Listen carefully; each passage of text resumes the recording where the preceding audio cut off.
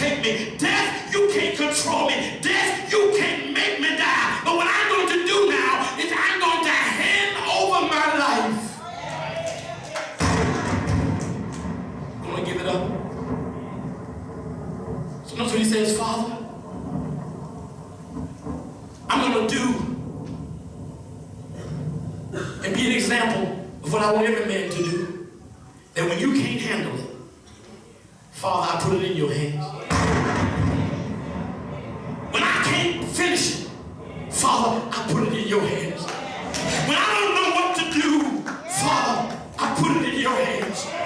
God, they're lying on me, and I want to fight back. But instead of fighting and cussing and reviling back, I'll put it in your hands. God, I don't know how I'm going to pay this stuff. I don't know how I'm going to get out of this debt. But God, I commit it to you. The doctor has now given me a bad report. And he says I'll be sick the rest of my life. I don't know how to fight. But what I will do is I'll commit it to you. Father, into thy hands I commend my spirit.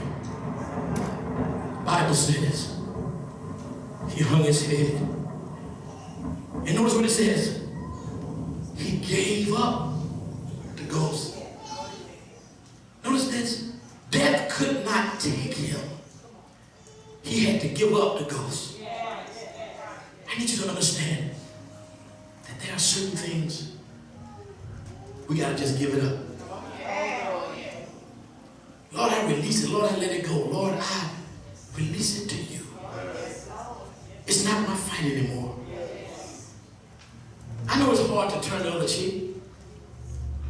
But when you see this example, when you see what he's done, when you see the example that he's given us, it makes it achievable.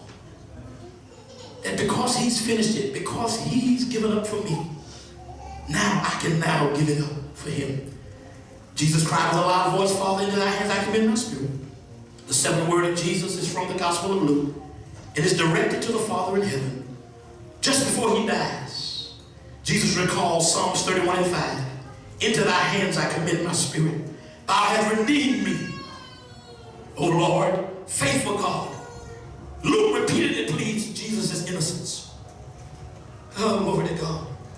Now, when the centurion sees what has taken place, he praises God and says, certainly this man was innocent. This man was truly the Son of God. Jesus was obedient to his Father to the end. And his final words before his death on the cross was a prayer to the Father. Glory to God. He lets us know from John 3:16, for God so loved the world that he gave his only begotten Son, that whosoever believed in him should not perish but have everlasting life. He fulfilled his mission. He completed everything the Father had given him to do.